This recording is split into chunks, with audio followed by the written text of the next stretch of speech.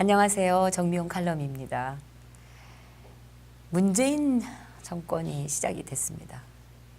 오늘은 이 문재인 정권의 극좌 편향적인 이 개혁이라고 소위 자기들이 개혁이라고 하는 이 시도에 대해서 자칭 보수라고 하는 그 분들이 제대로 된 비판을 지금 쏟아내지 못하고 있는데 왜 그런 것인지 한번 생각해 보도록 하겠습니다. 문재인은 대통령 취임 일성으로 적폐청산 그리고 세월호 사고 그리고 정윤회 사건의 재조사를 지시했습니다. 여기서 이 세월호 사건을 우리가 얘기할 때는 빼놓을 수 없는 게 바로 이 3,500억이라는 그 어마어마한 적자를 내고 파산한 그 기업을 혈세를 이용해서 1,150억인가 이런 어마어마한 돈을 퍼부어가지고 그 빚을 청산해주고 나중에 사업권까지 다시 그 유병헌에게 준 이 정권의 비리부터 수사를 해야 마땅한 건데 정말 이 문재인 정권에서 이거를 하는지 지켜보도록 하겠습니다만은 어쨌든 이런 그렇게 하려고 이게 지시를 했겠습니까? 그렇지 않다고 보는데요. 어떤 것들을 지금 만들어낼지 정말 귀추가 주목되지만 지켜볼 것이고 이 소위 정윤회 사건 재조사까지 지금 지시를 했습니다. 이거는 박근혜 대통령의 그 남아있는 이 세력까지 완전히 이제 없애겠다는 그 의도가 드러나는 것이라고 저는 생각하는데 어찌됐든 이거를 적폐라고 하면서 얘기를 했습니다. 이 적폐라는 게요, 뭘까요? 이거 오랫동안 쌓인 폐단이나 악습을 말하는 것 아닙니까?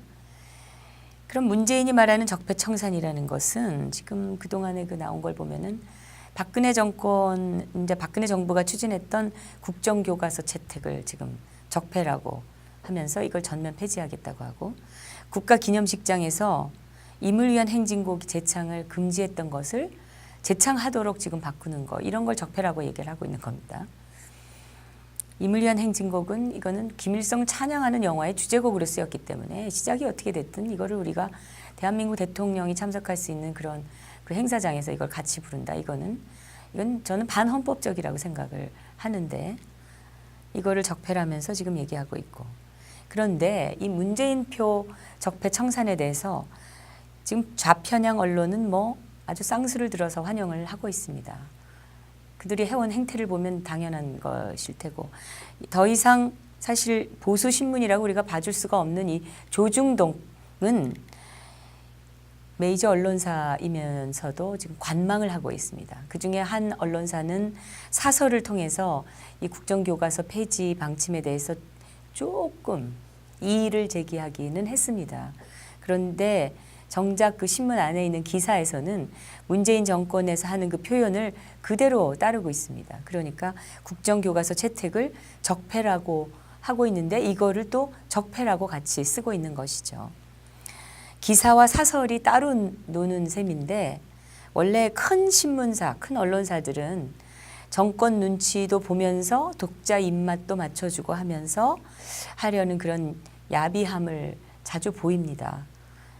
그럴 때 이런 식으로 사설을 좀 보여주면서 또 기사는 또 그렇게 쓰고 이렇게 따로따로 놉니다. 아무튼 문재인 정권이 얘기하는 그 적폐청산 그러니까 보수 정권에서 했던 반북 또 반좌익 정책을 폐기하는 거 이것에 대해서 지금 여론을 들어보면은 예상했던 바다 이렇게 지금 나오고 있는 것 같습니다.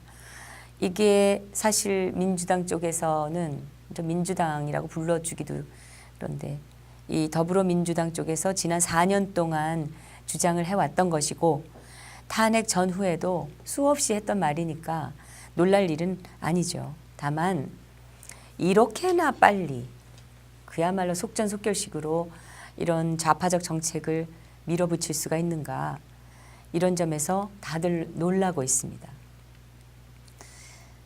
김대중 노무현 정권에서도 어떤 그 자기들의 그 좌파적 정권 그 정책을 펼칠 때는 좀 여론을 살펴가면서 슬슬 진행을 하고 눈치 봐서 이렇게 또 하나씩 내고 했는데, 문재인 정권은 뭐 유례가 없이 아주 급속한 드라이브를 걸고 있습니다.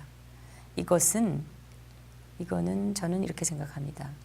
자기들을 견제할 만한 보수 세력이 없다. 이런 자신감 때문이라는 거죠. 보수 언론도 이제는 없다. 이런 생각을 가졌기 때문에 할 수 있는 행태입니다, 이게. 한마디로 말하면 상식적인 이 보통 국민들은 아예 없다고 보고, 그리고 이 보수의 그 국민들은 아예 없다고 국민으로 아예 보고 있는 게 아닙니다. 이게 지금 보고 있지도 않다 건데, 문재인은 이 서울대 교수 조국 씨를 청와대 민정수석으로 내정을 했습니다. 언론이 일제히 이제 검찰 개혁이 시작되는 신호탄이다 이렇게 얘기를 하고 있습니다. 조국 교수를 통해서 검찰을 이제 뜯어 고쳐야 된다 뭐 이런 주장을 또 하기도 합니다. 말은 개혁인데 저는 그럼에도 불구하고 뭘 어떻게 개혁을 한다는 건지 잘 알 수가 없습니다. 국정교과서 폐지 방침처럼 검찰도 그렇게 다 뜯어 고치겠다는 것인지, 그렇다면 그거를 조국이라는 사람이 할 수 있을 것인지, 그동안에 무슨 일만 있으면 SNS에 올리고 그 글 쓰는 데다 전념했던, 트위터에 글 쓰는 데 몰두하던 그 조국 교수의 글 내용의 그 수준을 우리가 기억을 한다면은 참 한심한 상황이 아닐 수가 없는 거죠.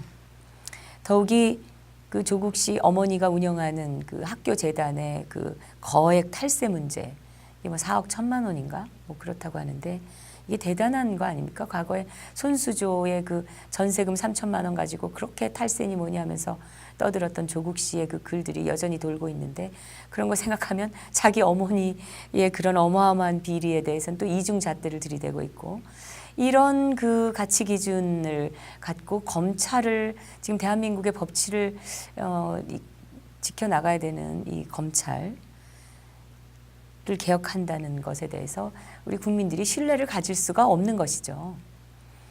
보수라고 불리우던 그 조중동 이 대형 신문사 3곳이 그 전에 청와대 민정수석실을 없애야 된다고 주장을 했었습니다.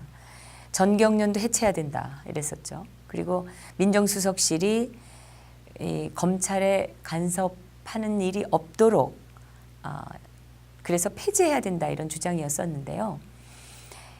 어떤 신문사는 뭐 다 아시겠지만 주필이 그 비리에 연루가 돼가지고 말하자면 글장사를 한 셈인데, 이랬을 때 그 우병우 전 민정수석을 아주 집요하게 공격을 했었습니다. 자기들이 잘못한 거에 대해서는 사과 한마디 넘어가고, 근데 이번에 문재인이 조국 교수를 민정수석으로 임명을 했는데, 과거에 그랬던 그 조중동이 지금 이렇다 할 말이 없습니다. 지금 그 우병우 전 민정수석을 구속시키지 못해서 뭐 안달을 하는 것처럼 보였던, 온갖 기사를 쏟아내던 그 언론사 하나가 오히려 그 요즘 논조를 보면 조국 교수가 뭐 검찰을 개혁한다고 하니까 아주 반기는 분위기입니다.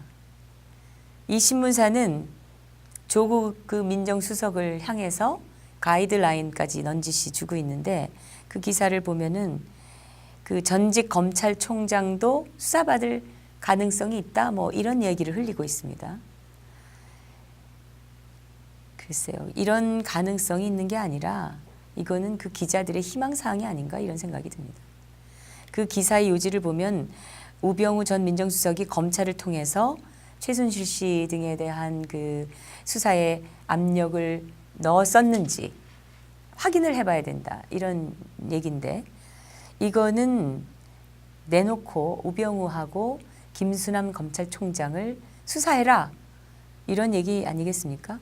우병우, 김수남이를 한번 그 막말로 조져봐라 이런 그 얘기로 이제 우리가 해석이 됩니다. 우리 신문들이 저는 예전부터 해오던 그 못된 버릇을 아직도 고치지 않고 있다고 저는 생각을 합니다.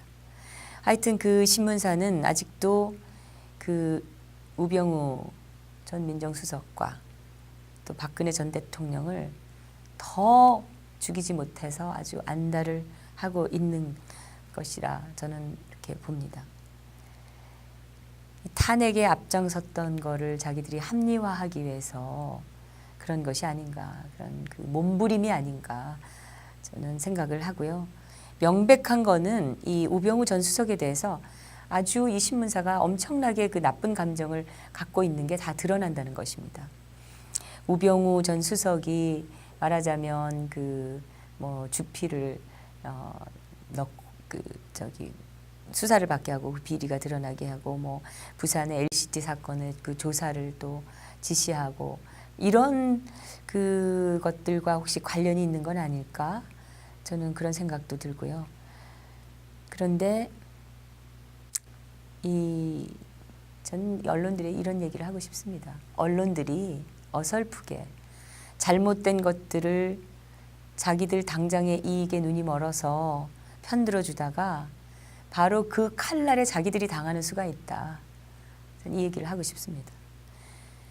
민정수석으로 지금 이 내정돼 있는 이 조국 교수는 휴직계를 내고 민정수석직을 맡는 것이 좋지 않을까? 이게 타당한가?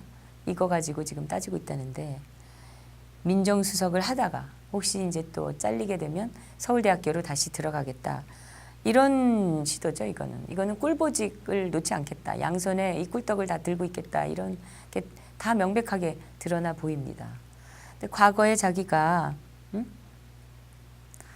이 교수들의 정치 관여를 막아야 된다면서 뭐 그 서울대 총장에게 뭘 제안을 하고 또 교수들이 그 뭐 정치에 대해서 언급하고 이런 것은 옳지 않다고 막 떠들던 사람이 바로 조국입니다.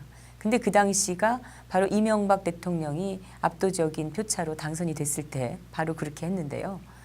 지금은 이제 그런 소리는 쏙 들어가고 자기가 민정수석을 하면서 교수까지 해먹으려고 또 지금 하고 있는 건데 어찌됐든 이 문재인 정권의 그 민정수석으로 이제 내정이 돼서 앞으로 어떤 일을 벌일지 이제 지켜봐야겠는데 이 조국이 민정수석이 된 시점에 김수남 검찰총장이 사퇴를 했습니다.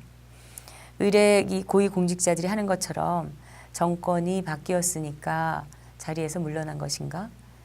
저는 그렇게 생각하지 않습니다. 김수남 총장은 바로 지금 정권이 수립되게 되는데 아주 많은 기여를 한 분 아닙니까?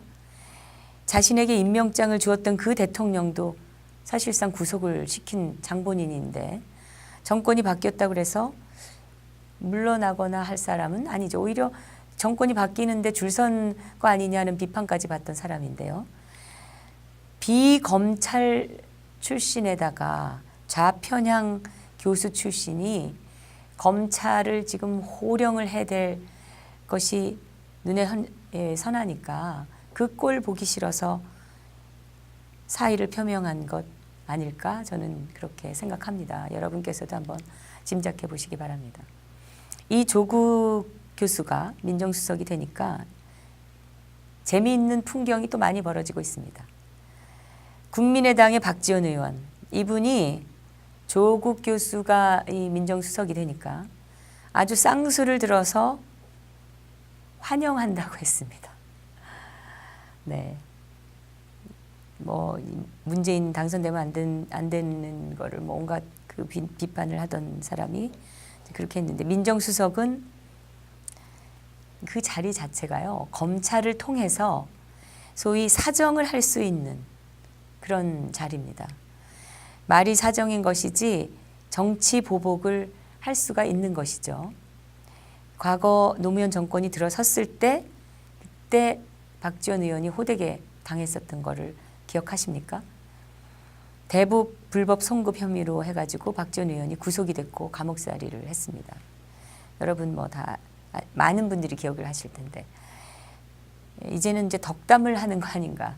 예전에 그 당했던 트라우마 때문에 미리 잘 보이려고 하는 것은 아닌가 그런 생각도 드는데 하여간 이 박지원 의원은 신임 조국 민정수석에게 아주 납작 엎드리는 듯한 그런 발언을 했습니다.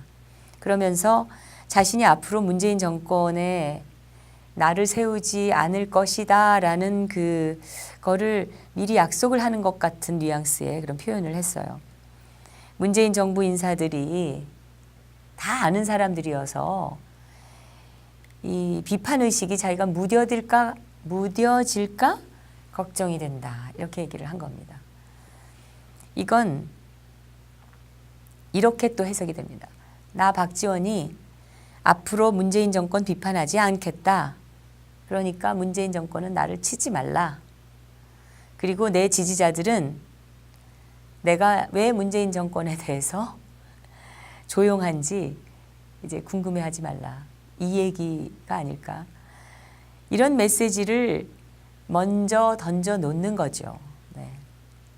그렇게 보기 딱 좋은 상황 아닙니까, 이게? 문재인 정권은 그 세월호 사고 그리고 정윤회 문건에 대한 재수사를 천명한 상태인데요. 정권 초기부터 지금 뭐 이 앞에 미래에 대한 어떤 정책이나 국가의 경제적인 어려움이나 지금 심각한 위기 상황인 이 안보 이런 거에 대한 정책이 아니라 과거 일을 다시 뒤지겠다고 천명을 한 겁니다. 노무현 정권 내내 여러분 기억하실 겁니다. 과거사만 붙잡고 수사하고 잡아들이고 했던 거.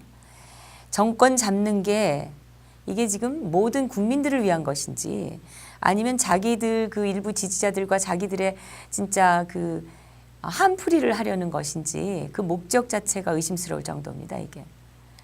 세월호 사고하고 정윤회 문건 재수사는 해도 사실 별로 나올 게 없습니다. 왜냐하면 이미 박근혜 대통령을 구속시킨 그 검찰하고 특검이 이잡듯이 뒤지지 않았습니까? 아무것도 안 나왔습니다. 그리고 또 이제 세월호가 이미 인양이 돼서 밖으로 나왔고 오히려 이 세월호 인양을 놓고서 그 해수부하고 이 사전에 딜을 했다고 오히려 그래서 특검을 지금 발의해야 될 특검을 당해야 될 사람이 문재인인데 지금 이걸 뭐 다시 한다는데 문제는 이 문재인 정권이 과거 회기 그리고 노무현 정권에서 했던 그 행태를 반복하고 있다는 것입니다. 이건 물론 많은 분들이 예상을 했던 일이고 김무성, 유승민 그리고 이 조중동 세력이 탄핵에 앞장서는 순간 예고가 이미 된 장면입니다. 문제는 이 문재인 정권을 제대로 견제할 동력이 없다는 것입니다. 지금 어떤 사람은 뭐 자유한국당이 있지 않느냐, 보수 세력이 아직 죽지 않고 살아있지 않느냐 이렇게 말을 하실 수도 있을 건데 저는 단호히 이렇게 생각합니다. 뭐 저를 욕하셔도 할 수 없습니다. 저는 지금 이 문재인의 이런 거침없는 이런 그 행보를 견제하기가 지금 현재 보수 세력으로서는 대단히 어렵다라는 것입니다. 지금 문재인 정권이 세월호 사고를 재조사하겠다, 뭐 정윤회의 문건을 뭐 다시 파헤치겠다, 뭐 최순실 사태를 제대로 수사했는지 검찰을 다시 조사해 보겠다, 이런 그 목소리를 시작부터 막 토해내는 것은 자신감이 있기 때문입니다. 앞서 말씀드렸던 대로 자신들을 그런 견제할 세력이라든지 언론이 이미 존재하지 않는다라고 보고 밀어붙이기를 하는 것이죠. 여러분, 이 그 박근혜 대통령 탄핵 때 국회는 정윤회 씨하고 부부였던 최서원에 대한 의혹 그리고 세월호 사고와 관련한 의혹 부분도 다 포함을 했었습니다. 이것은 여야가 합의를 해서 했던 사안입니다. 다시 말해서 구새누리당 내에 있던 이 비박계 세력이 탄핵을 주도하면서 대통령의 범죄 행위다 하면서 뭘 넣냐면은 세월호 사건, 최순실 문제 이런 거를 다 끼워 넣기를 한 것이죠. 당시에 그 구 새누리당 장제원 의원 같은 경우에는 정말 좌파보다도 더 잔인하게 그리고 더 집요하고 무리하게 박근혜 정부를 깎아내리고 공격을 했었습니다. 이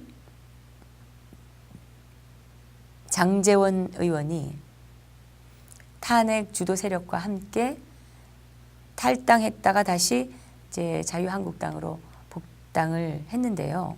그런 장제원 의원 같은 사람이 지금 자유한국당 안에 있지 않습니까?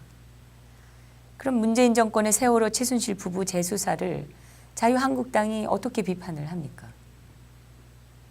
권성동이 그리고 장제원이가 앞장서서 세월호 최순실 의혹을 집어넣으면서 대통령을 끌어내렸는데 그 의혹에 대해서 문재인 정권이 문제를 삼은들 어떻게 권성동 장제원 같은 비박 탄핵 세력이 이거를 강력하게 안 된다고 반박을 할 수가 있겠습니까? 장제원 씨 같은 경우에는 이 홍준표 의원의 그런 어떤 직권으로 이 복당이 되면서 들어왔을 때 이렇게 얘기를 했잖아요. 아직도 대통령을 탄핵한 건 내가 잘한 일이라고 생각한다. 그랬습니다. 문재인 정권이 세월호 사고와 최순실 정윤회 등에 대한 재조사를 실시할 경우에 물론 자유한국당이 비판의 몇 마디는 할 수 있을 겁니다. 그러나 이걸 끝까지 결사저지할 명분이 지금 약한 게 이게 현실입니다. 앞서 말씀드린 대로 자유한국당에 복당한 비박계 그리고 남아있던 비박계 이 사람들이 세월호하고 최순실 의혹 이거 가지고 탄핵에 앞장서고 했는데 가능한 일이 아니죠. 그러니까. 만일 자유한국당이 문재인 정권의 세월호 최순실 사건 재수사를 반대를 한다면은 좌파 세력들이나 언론들은 야, 니들이 그걸 가지고 탄핵까지 해놓고 무슨 소리야? 이렇게 말할 거 아니겠습니까? 당연하게. 여러분, 이 자유한국당은요. 그 문재인 정권에 대해서는 의뢰할 수 있는 비판쯤은 할 수 있을 거지만 문재인 정권의 그 고질적인 문제점 그리고 좌편향적인 문제점에 대해서 본질적인 면에서 비판할 수가 없는 그런 그 태생적인 한계를 지니고 있습니다. 왜냐하면 이 문재인 정권은 소위 그 촛불을 등에 업고서 일종의 무혈 구테타를 한 것인데요. 그래서 집권을 했는데 그 촛불들 속에 이석기 석방하라. 자유주의가 답이다. 북한의 미래가 있다. 이런 그 표가 난무했던 거 이제 국민들이 이제 많이 알게 되셨는데 이 사람들이 그 박근혜 정권 출범부터 계속 대선 불복종 운동을 전개했고 세월호 사고 하나 가지고 지금 뭐 온갖 그 말도 안 되는 헛소문들을 퍼뜨리면서 수년 동안 정권을 흔들었고 계속 대통령 하야하라고 외쳤고 이들이 말하는 민주주의 수호라는 거, 이 촛불 세력이 말하는 민주주의 수호라는 거, 또 박근혜 대통령이 말하는 좌파 척결, 이거는 표현만 다르지 결국 같은 대상입니다, 이게. 근데 박근혜 정권은 그동안에 철도 노조, 이 거대 노조를 손보려 했고, 그래서 어느 정도 타협을, 정리를 했고, 또 전교조를 법의 노조화하면서 정화하려 했고, 통진당을 해산했고, 사드를 배치했습니다. 그리고 전시 통제 그 작전권을, 작전 통제권, 이것을 손을 받고, 공무원 연금법을 개혁을 했고 기자들도 이 촌지를 못 받도록 한 그런 그 김영란법을 또 지지를 했었고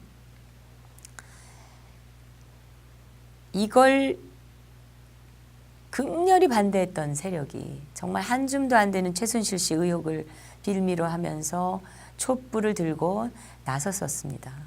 여기에 김무성, 유승민 세력이 동조를 한 겁니다. 그리고 이번에 자유한국당은 그런 김무성 세력, 그러니까 촛불 좌파들에게 부역했던 그 자들, 또 바른정당으로 달아났던 그 배신자들을 다시 받아들였습니다. 다시 말해서 자유한국당 내의 비박계들은 촛불이 민심이라고 주장하면서 탄핵을 앞장섰던 사람들입니다.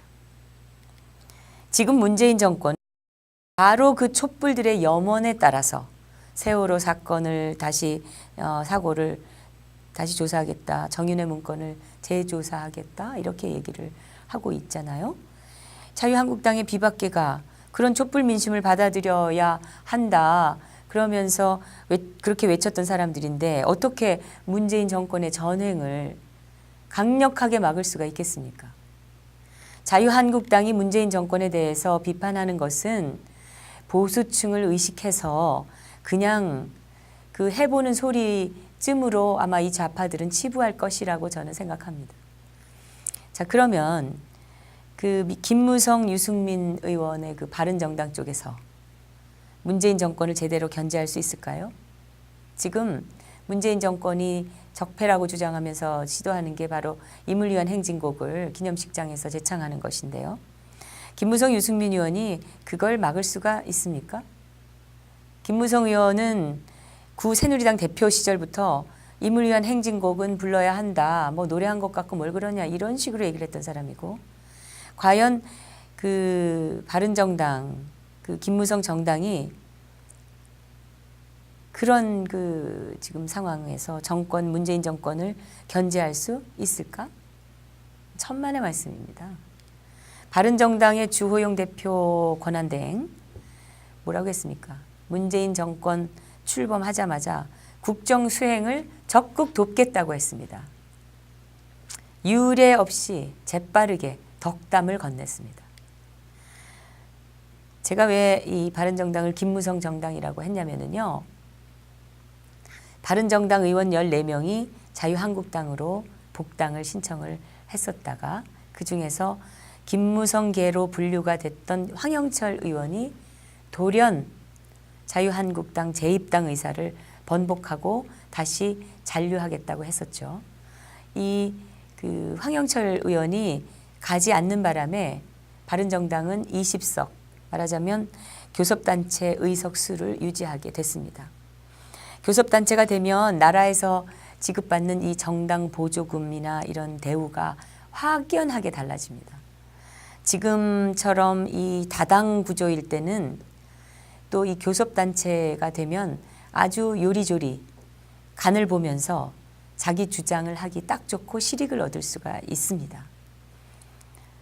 김무성계로 분리되던 황영철 의원이 자유한국당으로 돌아가겠다는 의사를 갑자기 철회를 하고 바른정당에 남는 바람에 이제 그 교섭단체로 유지가 되는 걸 보고서 저는 역시 바른정당은 김무성 당이구나 이렇게 생각을 하게 됐습니다.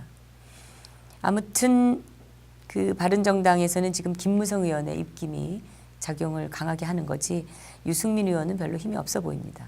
이런 김무성 의원이 임을 위한 행진곡은 불러야 한다라는 입장을 가진 사람이고 보수라는 용어도 사용하지 말아야 한다라고 했던 사람입니다.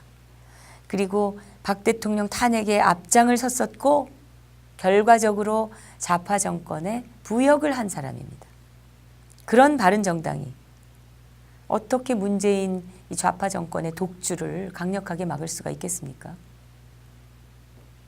그런 바른정당의 탈당파인 탄핵 주도 세력을 받아들인 자유한국당 역시 본질적인 면에서 그 문재인 정권의 그 정책을 반대할 확고한 그런 어떤 대의 명분이 지금 없는 상태고요. 더군다나 보수라고 자처하던 언론들도 전부 탄핵에 앞장을 서서 비박계들의 그 탄핵 세력이 우호적이었기 때문에 문재인 정권을 언론이 견제하는 것도 한계가 있습니다. 지금 언론을 보니까 문재인 정권에 대체로 지금 우호적인 그런 편이고 정권이 수립될 때마다 그랬듯이 이게 지금 한의문 기간이다. 그래서 언론이 좀 봐주는 기간이다. 이렇게 평가를 하는 분들도 있을 테지만 예전에 박근혜 정권 처음 출범했을 때를 생각해 보면 이게 말이 안 되는 거죠. 그 당시에 내각을 제대로 꾸릴 수가 없을 정도로 야당이 발목을 잡았고 조중동이 아주 비협조적이었던 거죠. 언론이 먼저 박근혜 정권은 허니문 기간이 거의 없다 이렇게 말을 했을 정도였는데 그때 그 유승민 같은 사람은 윤창중 인사 문제에 윤창중 대변인 선임했을 때 정권 초기부터 박근혜 정권을 맹비난을 하지 않았었습니까? 지금 문재인 정권은 이제 사드 배치 문제도 지금 재검토한다 이렇게 얘기를 했는데 북한이 지금 지금 어제입니다. 14일 이병호 국정원장을 붙잡아서 북송해라 이런 소리까지 지금 할 정도가 됐습니다. 이 북한의 그 행태를 보면 아주 의기양양한 지금 왜 그런지 우리가 짐작을 하지만 임을 위한 행진곡 제창이나 국정교과서 폐지가 문제가 아닙니다. 그런데 정작 홍준표 의원은 미국으로 떠나면서 뭐라고 했냐면 친박들을 비난하면서 자유한국당은 문재인 정권이 과거 보수 정권에게 했던 것 같은 강력한 대응을 지금 전혀 못하고 있는 겁니다. 문재인 정권이 국정교과서를 폐지하겠다느니 세월호 사건을 재수사하겠다느니 하는데도 지금 자유한국당은 몇 마디 가벼운 비판만 하고 지금 끝이고 오히려 문재인 정권이 추진하는 정책들에 비박계가 뒤에서 협력을 하는 건 아닐까 우려가 되는 지금 상황입니다. 이 문재인 정권 탄생은요. 구 새누리당의 비박계가 촛불에 편승해서 탄핵을 주도할 때부터 이미 확실하게 예견됐던 상황입니다. 조중동이 아예 이 좌파 편에 기울여서 보수 말살에 나서고 있는 이상 사실상 이길 수 없는 그런 싸움이었었던 거죠. 그래서 뜻있는 분들은 문재인 정권 출범 이후에 그것을 견제할 수 있는 동력, 비록 미약하지만 그래도 명분을 가진 그런 동력을 확보하려고 그렇게 애를 썼던 것입니다. 안타깝게도 지금 자유한국당의 지지자들은 오히려 그런 동력을 갖기 위해서 처음에 만들어졌었던 이 새로운 새누리당을 와해시키려고 지금도 급급하고 있습니다. 이 나라는 과연 앞으로 어디로 갈 것인가? 저는 이 문제에 대해서 앞으로 계속해서 짚어보려고 합니다. 정미용 칼럼이었습니다.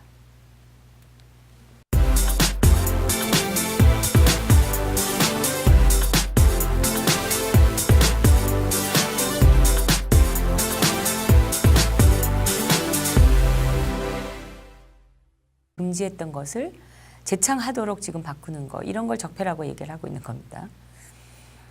임을 위한 행진곡은 이거는 김일성 찬양하는 영화의 주제곡으로 쓰였기 때문에 시작이 어떻게 됐든 이거를 우리가 대한민국 대통령이 참석할 수 있는 그런 그 행사장에서 이걸 같이 부른다. 이건 저는 반헌법적이라고 생각을 하는데 이거를 적폐라면서 지금 얘기하고 있고 그런데 이 문재인표 적폐 청산에 대해서 지금 좌편향 언론은 아주 쌍수를 들어서 환영을 하고 있습니다. 그들이 해온 행태를 보면 당연한 것일 테고 더 이상 사실 보수 신문이라고 우리가 봐줄 수가 없는